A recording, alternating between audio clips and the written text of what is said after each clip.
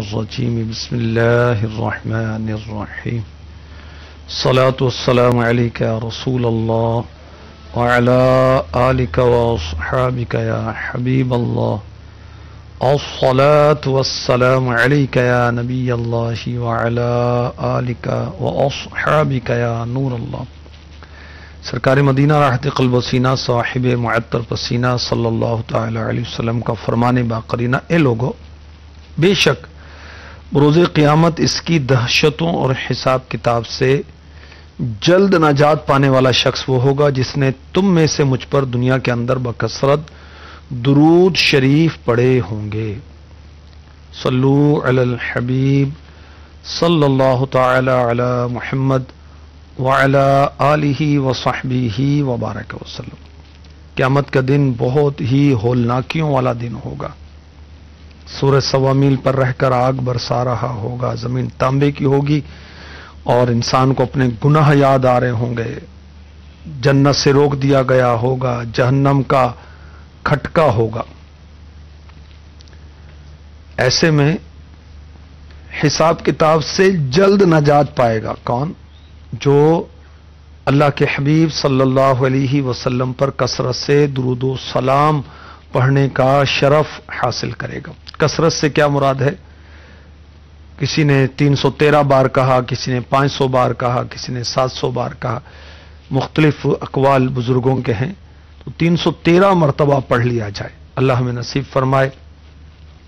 ماہ شعبان المعظم وہ مہینہ ہے جس کو ہمارے آقا علیہ الصلوۃ والسلام نے فرمایا ہے کہ یہ میرا مہینہ ہے۔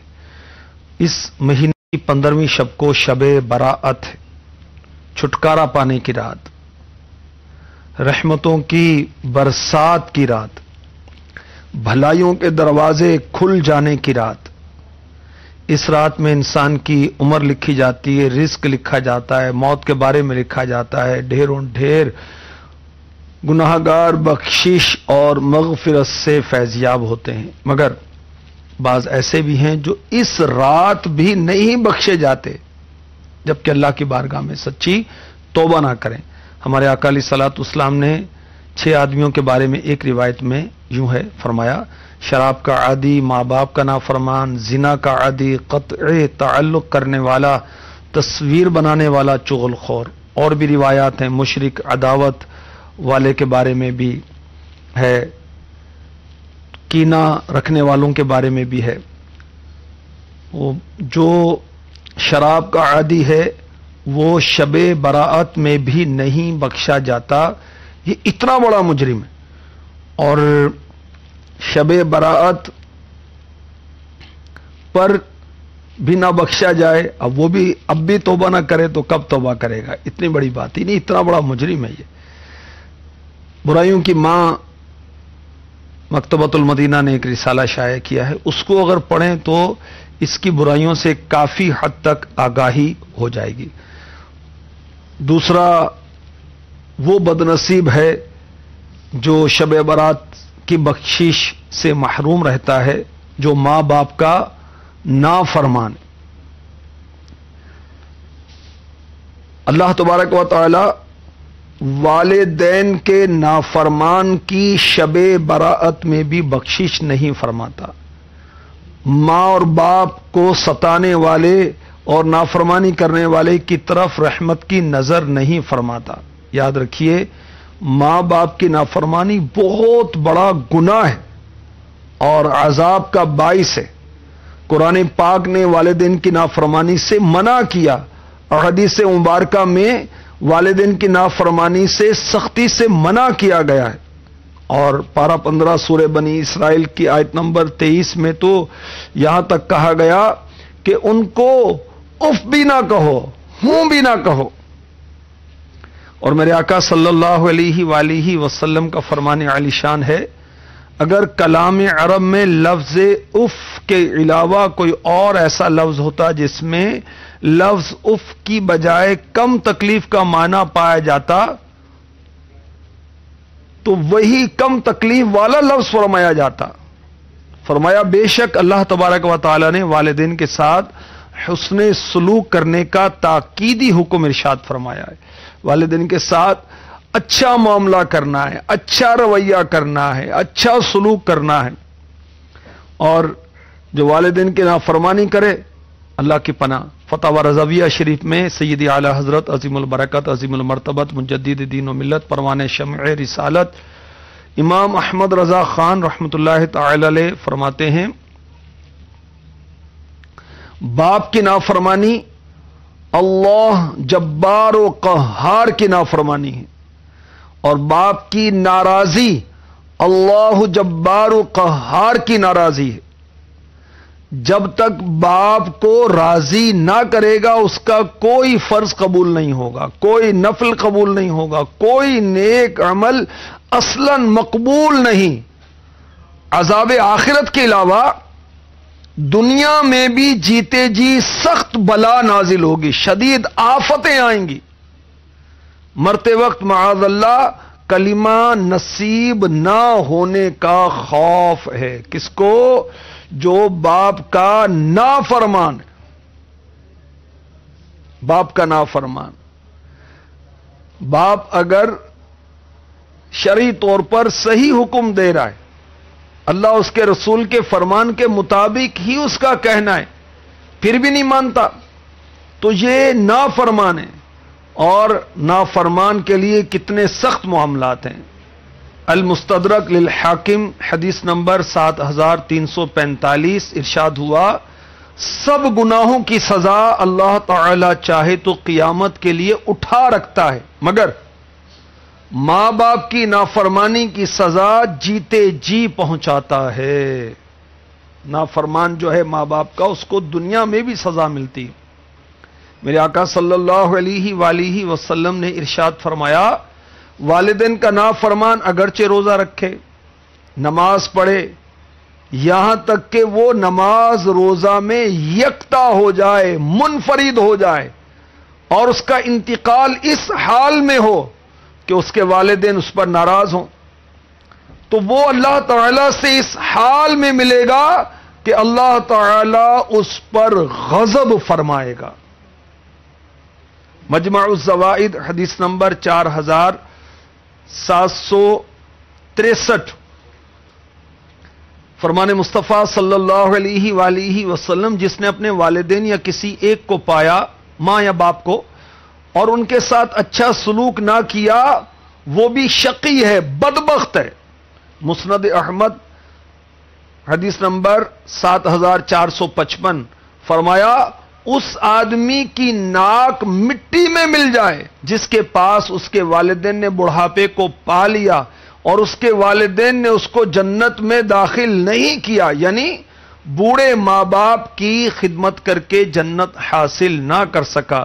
ابن ماجہ حدیث نمبر 3662، 3662، فرمایا ماں باپ تیری دوزخ اور جنت ہیں۔ نیکیوں کی جزائیں اور گناہوں کی سزائیں، صفحہ 95 پر میرے آقا علیہ الصلوۃ والسلام کا یہ فرمان لکھا ہے، جہنم میں والدین کے نافرمان اور شیطان کے درمیان صرف ایک درجے کا فرق ہوگا۔ استغفر اللہ استغفر اللہ استغفر اللہ۔ دل دکھانا چھوڑ دیں ماں باپ کا، ورنہ ہے اس میں خسارہ آپ کا۔ امیر اہل سنت نصیحت فرماتے ہیں۔ تو شب برات آ رہی ہے، ہمیں کیا کرنا چاہیے؟ بہت سارے رشتہ دار، دوست، احباب وغیرہ وغیرہ جتنے بھی ہیں سب کو راضی کریں۔ ماں باپ کو بھی تو راضی کرنا ہے نا، ماں کو بھی راضی کرنا ہے، باپ کو بھی راضی کرنا ہے، ان سے معافی مانگنی، پیر پکڑ کر، ہاتھ جوڑ کر، آنسو بہا کر ان کو راضی کریں تاکہ اللہ راضی ہو جائے، اس کے حبیب راضی ہو جائیں، اور شب برات میں مغفرت یافتگان کی فہرست میں ہم شامل ہو جائیں۔ ماں باپ کو بھی اولاد سے معافی مانگنی چاہیے، اور شوہر کو بیوی سے، بیوی کو شوہر سے، اپنی اولاد سے بھی، دوستوں سے بھی، بھائیوں سے، بہنوں سے، بھتیجوں سے، بھتیجیوں سے، بھانجوں سے، بھانجیوں سے، خالہ سے، اپنی پھپھی، ماموں، چچا، تایا، نانا نانی، دادا دادی، یہ قریبی رشتے ہیں، یہ رحم کے رشتے ہیں، شب برات سے پہلے پہلے ان کو راضی کریں. ایسا نہ ہو کہ ہم شب برات کے مغفرت یافتگان میں شامل ہونے سے محروم رہ جائیں، اللہ نہ کرے. ماں باپ فوت ہو گئے، اب کیا کریں؟ وہ مکتبۃ المدینہ نے اعلی حضرت کا ایک رسالہ شائع کیا ہے، اس کو پڑھیں. ماں فوت ہو گئی یا باپ فوت ہو گیا یا دونوں فوت ہو گئے تو مرنے کے بعد بھی ان کے حقوق باقی ہیں، ان کی جائز وصیت پوری کی جائے، ان کی قبر پر کثرت سے حاضری دی جائے، ان کے لیے ایصال ثواب کیا جائے، ان کا قرضہ ہے تو وہ اتارا جائے، اور گناہوں سے بچ کر انہیں رنجیدہ ہونے سے بچایا جائے. کیونکہ مدنی چینل کے ناظرین، فوت شدہ ماں باپ کے پاس اولاد کے اعمال ہر ہفتے یعنی ویکلی پیش کیے جاتے ہیں. اگر وہ گناہ دیکھتے ہیں رنجیدہ ہوتے ہیں، نیکی دیکھتے ہیں تو خوش ہوتے ہیں. تو ان کو رنجیدہ ہونے سے بچایا جائے. کس طرح؟ گناہوں سے بچایا جائے، نماز ترک کرنے سے بچایا جائے، روزہ جو فرض ہے اس کو چھوڑنے سے بچایا جائے، بدنگاہی سے بچایا جائے، نت نئے جو حرام نشے ہیں ان سے بچایا جائے، ماں باپ کی نافرمانی وغیرہ وغیرہ جتنے گناہ ہیں، فلمیں، ڈرامے، گانے، باجے، گناہوں بھرے چینل وغیرہ وغیرہ، ان سے بچ کر اپنے والدین جو فوت ہو چکے ہیں ان کو رنجیدہ ہونے سے بچایا جائے. تو ماں باپ کا نافرمان شب برات میں بھی نہیں بخشا جاتا. اللہ ہمیں مغفرت یافتگان کی فہرست میں شامل فرما لے. طالب مغفرت ہوں یا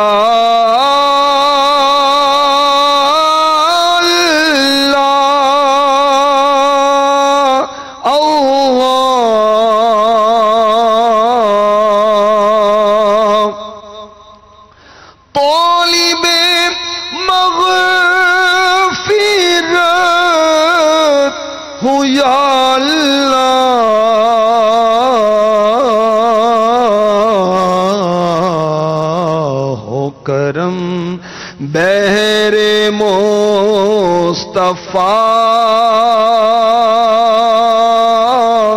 یا رب ہو کرم بہر مصطفیٰ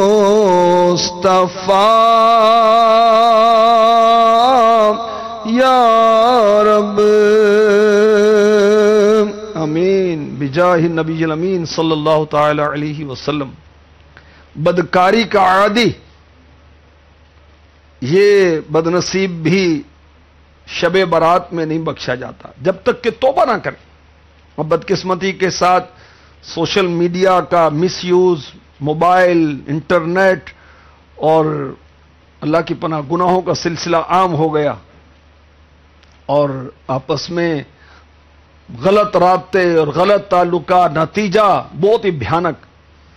دنیا میں بدنامی، قبر و حشر میں ذلت اور رسوائی. اللہ کی پناہ، اللہ کی پناہ. جہنم کے خطرات مکتبۃ المدینہ کی کتاب ہے، اور واقعی پڑھنی چاہیے، اس سے دل میں خوف خدا پیدا ہوگا. اس میں یہ لکھا ہے یہ وہ جرم ہے بدکاری کہ دنیا کی تمام قوموں کے نزدیک یہ برا ہے، جرم ہے، گناہ ہے، اور دین اسلام کے اندر بدکاری کو کبیرہ گناہ سمجھا جاتا ہے. تو دنیا آخرت میں بدکاری ہلاکت کا سبب ہے اور یہ جہنم میں لے جانے والا کام ہے. پارہ 15 سورہ بنی اسرائیل کے آیت نمبر 32 میں تو یہ ارشاد ہوا کہ اس کے قریب بھی نہ جاؤ. بہت بری بات ہے، یہ بہت بری رائے. تو ہمیں یہ فرمایا گیا کہ بدکاری کے قریب بھی نہ جاؤ، یعنی ان باتوں سے بھی بچو جو تمہیں بدکاری کی طرف لے کے جائیں. اب جب نگاہوں کی حفاظت نہیں ہوتی تو پھر کیسے بچے گا؟ اب فلمیں، ڈرامے دیکھے، گناہوں بھرے چینل دیکھے، رقاصاؤں کے رقص دیکھے تو پھر بچے گا کیسے؟ بخاری شریف حدیث نمبر 6810 میرے پیارے نبی صلی اللہ علیہ وآلہ وسلم نے ارشاد فرمایا، بدکاری کرنے والا جتنی دیر تک بدکاری کرتا ہے اس وقت تک مومن نہیں رہتا، یعنی اس کا ایمان کا نور اس وقت اس سے جدا ہو جاتا ہے۔ توبہ کر لیتا ہے تو نور ایمان اس کو پھر مل جاتا ہے، مگر استغفر اللہ، توبہ کی امید پر گناہ کرنا، اس کو تو علماء نے بہت سخت بات لکھا ہے۔ استغفر اللہ، کہیں وہ گناہ کو ہلکا جان کر ایسا کریں تو ایسا نہ ہو کہ وہ بربادی ہو جائے، ایمان کی بربادی کا سلسلہ نہ ہو جائے۔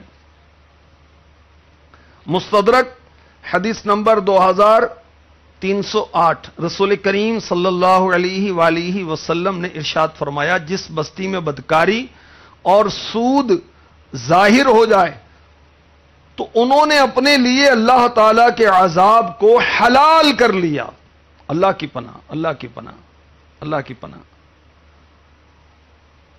مجمع الزوائد حدیث نمبر 1541، سرکار دو عالم نور مجسم صلی اللہ علیہ وآلہ وسلم نے ارشاد فرمایا، ساتوں آسمان اور ساتوں زمینیں بوڑھے زانی پر لعنت کرتی ہیں،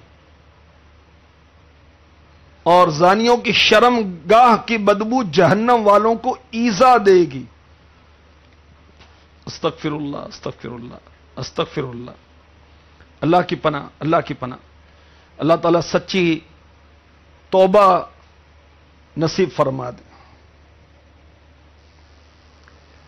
تو بدکاری کرنے والا جو ہے وہ ذرا غور کرے کہ اگر ایسا معاملہ اس کی بہن، بیٹی، ماں، پھپھی، خالہ، جو قریبی رشتہ دار عورتیں ان کے ساتھ کوئی کرے تو اس کو کیسا لگے گا؟ ظاہر پسند نہیں کرے گا۔ تو پھر کوئی کیسا پسند کرے گا؟ کوئی کیسے پسند کرے گا کہ کسی کی بہن کے ساتھ، کسی کی بیٹی کے ساتھ، کسی کی خالہ کے ساتھ، کسی کی پھپھی کے ساتھ کوئی؟ تو ایسا بدنصیب سچی توبہ کرے تو رب کی رحمت بہت بڑی ہے، ورنہ شب برات میں مغفرت یافتگان کی فہرست میں ایسا نہ ہو اس کو جگہ نہ ملے، محروم نہ رہ جائے رب کی بخشش اور مغفرت سے۔ قطع تعلق کرنے والا، رشتہ داری کاٹنے والا، یہ بدنصیب بھی محرومان شب برات میں شامل ہے۔ صحیح بخاری شریف حدیث نمبر 5984، میرے آقا صلی اللہ علیہ وآلہ وسلم نے ارشاد فرمایا، قطع تعلقی کرنے والا یعنی رشتے کاٹنے والا جنت میں داخل نہیں ہوگا۔ بیٹا بیٹی سے تعلق توڑ دینا، ماں یا باپ کے ساتھ یا دونوں کے ساتھ تعلقات ختم کر دینا، نانا نانی کے ساتھ تعلقات ختم کرنا، دادا دادی، بھائی بہن، خالہ، ماموں، چچا، پھپھی وغیرہ، یہ رشتہ دار، یہ تو قریبی رشتہ دار ہیں، ذو الارحام ہیں، تو شرعی اجازت کے بغیر ان سے اگر تعلقات ختم کریں گے، میل جول ختم کریں گے تو یہ ہے قطع رحمی، اور جہنم کے خطرات صفحہ نمبر 96 پر ہے۔ بھائیوں اور بہنوں، چچاؤں، پھپھیوں، بھتیجیوں، بھانجوں اور نواسوں وغیرہ سے اس طرح کا بگاڑ کر لو کہ یہ کہہ دو کہ تم میری بہن نہیں، میں تمہارا بھائی نہیں، یہ کہہ کر بالکل رشتہ داری کا تعلق ختم کر لو۔ ایسا کرنے کو قطع رحمی اور رشتہ کاٹنا کہتا ہے، کہا جاتا ہے، اور یہ شریعت میں حرام ہے، سخت گناہ کا کام ہے، اور اس کی سزا جہنم کا دردناک عذاب ہے۔ پارہ 26 سورہ محمد کی آیت نمبر 22 اور 23 میں اس کا بیان ہے۔ حقوق العباد ہوگا میرا کیا، کرم مجھ پہ کر دے کرم یا الہی، کرم یا الہی کرم یا الہی کرم یا الہی کرم یا الہی جو ناراض تو ہو گیا تو کہیں کا رہوں گا نہ تیری قسم یا الہی کرم یا الہی کرم یا الہی کرم یا الہی کرم یا الہی آمین۔ صلو علی الحبیب صلی اللہ تعالی علی محمد۔ تو شب برات سے پہلے پہلے والدین، نانا نانی، دادا دادی، بھائی بہن، خالہ، ماموں، چچا، پھپھی، نواسے، پوتے، پوتیاں، جو بھی رشتہ دار ہیں، ان سے سوری کرنی چاہیے، ان سے معذرت کرنی چاہیے، ایکسکیوز کرنا چاہیے، ان کو راضی کرنا چاہیے۔ اچھا، صلہ رحمی کریں گے تو اس کے فائدے کیا ہوتے ہیں؟ سنیں، ہم صلہ رحمی کریں گے، رشتہ داروں کے ساتھ اچھا تعلق قائم رکھیں گے، رابطے میں رہیں گے، میل جول رکھیں گے، ان کی ضرورتاً مدد کرتے رہیں گے، اچھے مشورے دیتے رہیں گے، اللہ تعالیٰ راضی ہوگا۔ صلہ رحمی کرنے سے فرشتے خوش ہوتے ہیں۔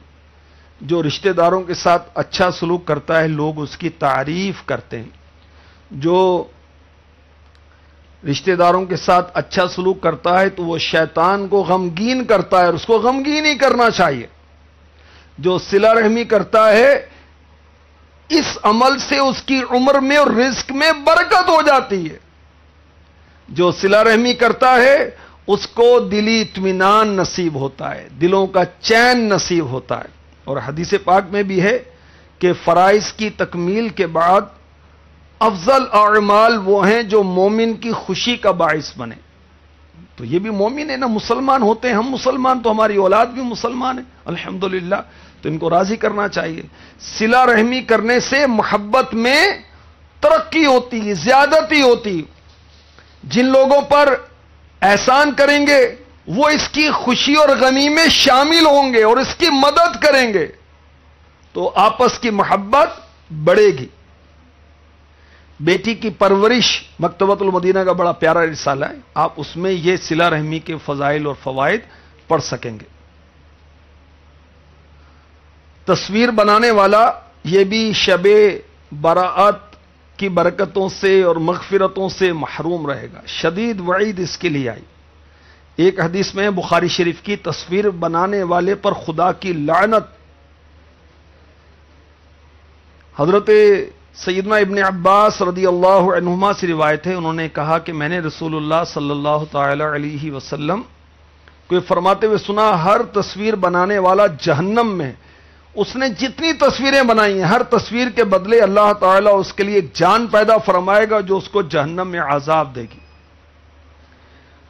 اس کے بارے میں اس حدیث کے تحت یہ لکھا گیا کہ اس کی بنائی ہوئی ہر تصویر میں جان ڈال دی جائے گی اور وہ سب مل کر اس کو عذاب دیں گے، یا ہر تصویر کے بدلے ایک فرشتہ اس پر مسلط ہوگا جو اسے عذاب دے گا۔ اللہ کی پناہ۔ حضرت ابن عباس رضی اللہ عنہما نے فرمایا کہ اگر تمہارے لیے تصویر بنانا ہی ضروری ہے تو درخت یا ان چیزوں کی تصویریں بناؤ جن میں روح نہیں، جان نہیں۔ اور یہ جو مدنی چینل پر یہ جو آپ دیکھ رہے ہیں یہ تصویر کے حکم میں نہیں ہے، بلکہ یہ تو وہ ہے کہ جیسے آپ شیشے میں اپنا عکس دیکھتے ہیں، آئینے میں اپنا، مرر میں اپنا عکس دیکھتے ہیں۔ شب برات کی برکتوں سے، مغفرتوں سے، بخششوں سے محروم رہنے والوں میں چغل خور بھی ہے۔ اللہ کی پناہ۔ میرے آقا صلی اللہ علیہ وآلہ وسلم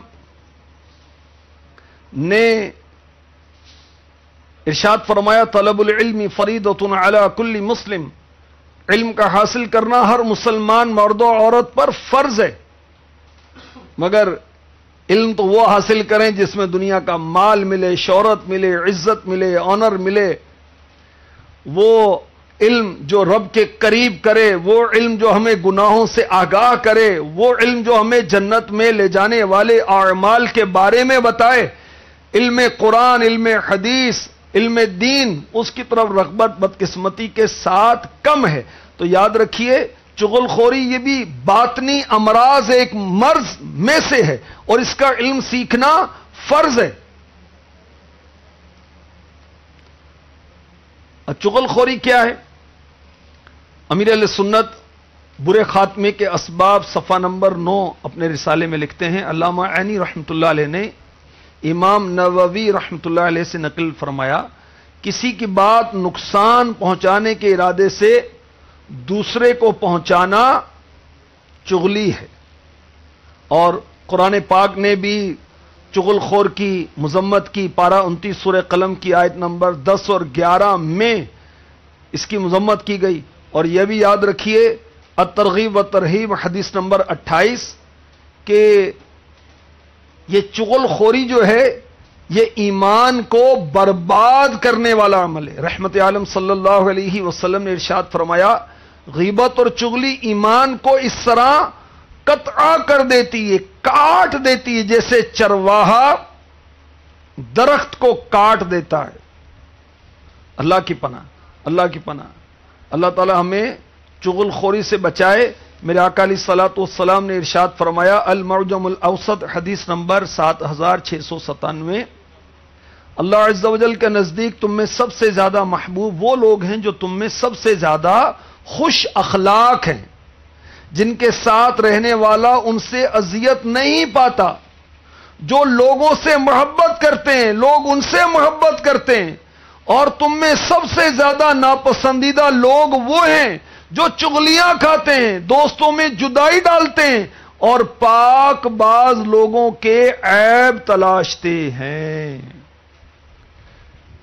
اللہ تبارک و تعالی اپنے کرم سے ہمیں ایسے اعمال سے بچائے جو جہنم کی طرف لے جانے والے ہیں، اس کی ناراضی کی طرف لے کر جانے والے ہیں. اور یہ وہ اعمال ہیں کہ جو شب برات جیسی رات میں بھی بخشش سے محروم کر دیتے ہیں. کتنے برے اعمال ہیں، اللہ ہمیں ان سے نجات عطا فرمائے. میرے آقا علیہ الصلوۃ والسلام نے فرمایا ترغیب و ترہیب حدیث نمبر 10، غیبت کرنے والوں، چغل خوروں اور پاک باز لوگوں کے عیب تلاش کرنے والوں کو اللہ عز و جل قیامت کے دن کتوں کی شکل میں اٹھائے گا. اللہ کی پناہ. اللہ ہمیں شب برات کی برکتیں نصیب فرمائے. مشرک بھی شب برات میں نہیں بخشا جاتا، اسی طرح کافر بھی نہیں بخشا جاتا، بغض و کینہ والا بھی نہیں بخشا جاتا، اسی طرح کپڑا لٹکانے والا تکبر کے ساتھ، قاتل، یہ بھی رب کی خاص رحمت سے شب برات میں محروم ہے جب تک کہ سچی توبہ نہ کرے. جادوگر بھی اس رات وہ بخشش سے محروم رہتا ہے. کاہن، نجومی، پامسٹ، یہ بھی اس رات بخشش سے محروم رہتے ہیں. اللہ تعالی ہماری اور مسلمانوں کی بخشش فرمائے. آمین بجاہ النبی الامین صلی اللہ تعالی علیہ وسلم. خدایا